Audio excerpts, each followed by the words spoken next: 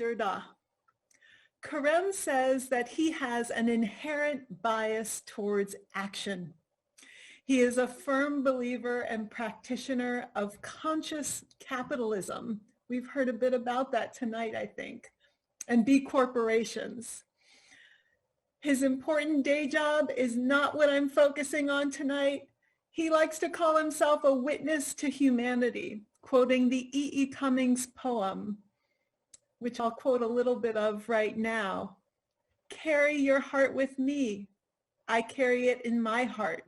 I am never without it.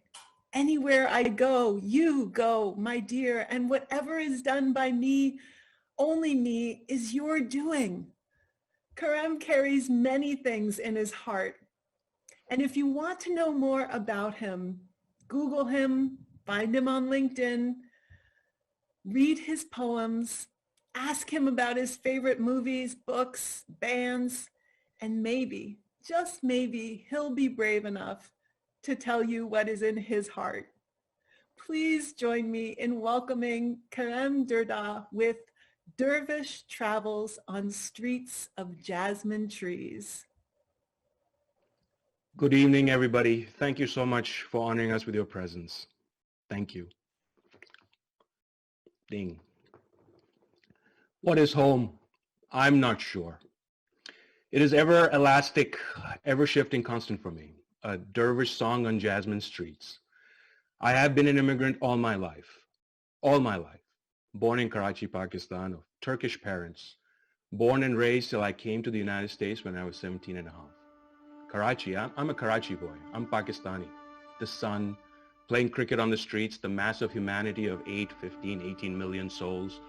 I think about it on the quiet days. Hawke's Bay Beach, biking all over the place, taking the rickshaw to go all over the city. My mother telling me to be back by home by dark. Be home by dark. Karachi, is it home? I think it is. Where I grew up, poems of Faiz Ahmed Faiz, Munir Niazi, fell in love gloriously twice. Gloriously. Was so damn lucky to go to Karachi Grammar School for 13 years where I lived and I lived and I lived. You know those days where the universe was wide open and the days never ended? The days when I dribbled the ball in field hockey? I remember Hassan Sardar. I ran and ran and ran on the right wing. I was 14. Got the call to try out for the Junior National Olympic field hockey team. Find out pretty quick that I can't be a Pakistani citizen because in order to do so, both your parents have to be Pakistani and so no Olympics. Crazy. Crazy. Pakistan is home.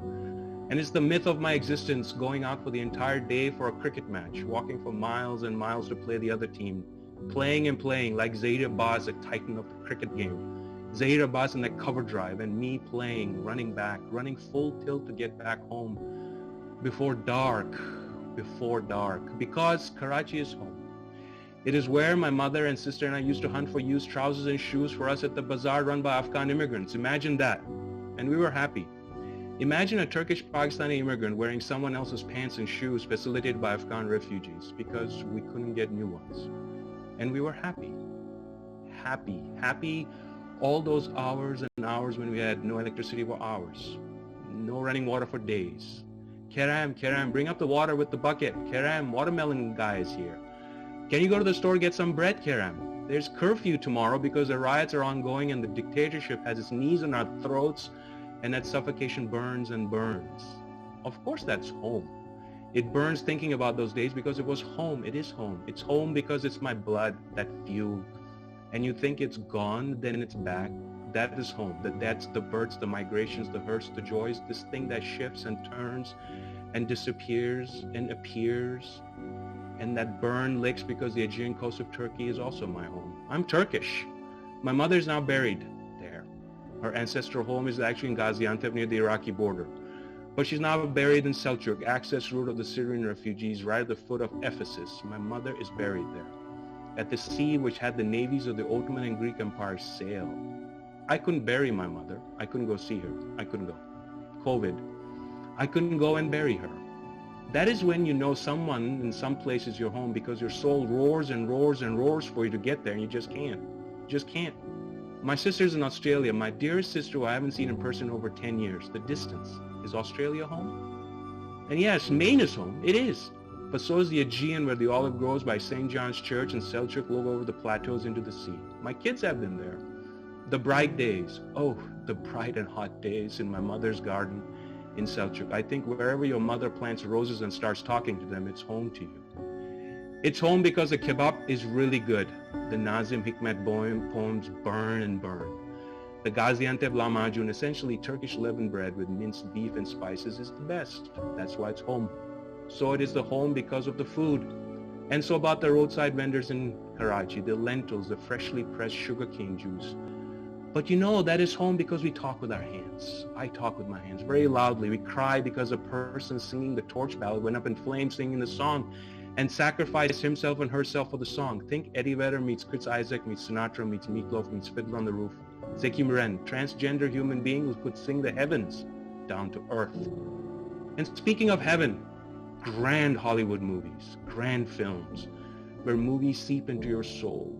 That is where home is. And interestingly, that's how United States probably whispered into my DNA, which is why I absolutely adore movies, absolutely adore them. Watch Interstellar.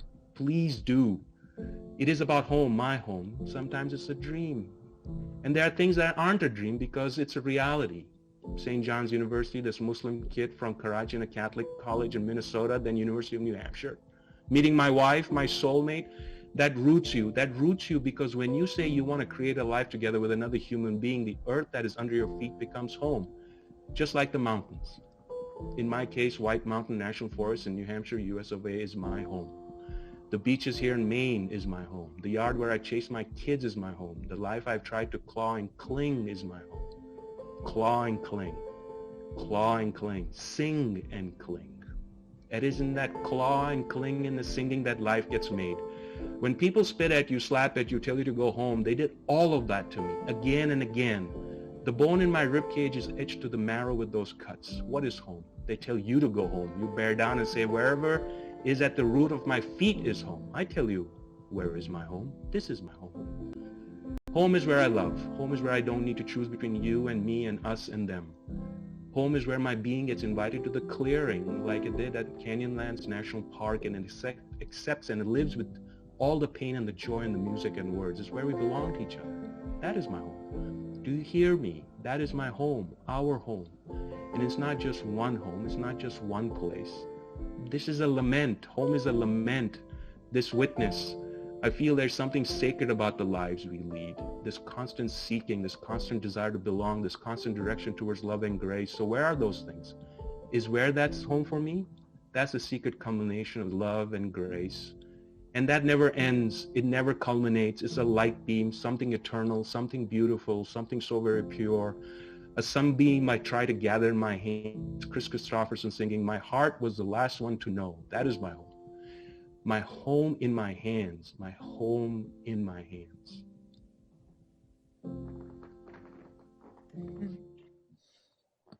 Thank you, Kerem. Thank you so much.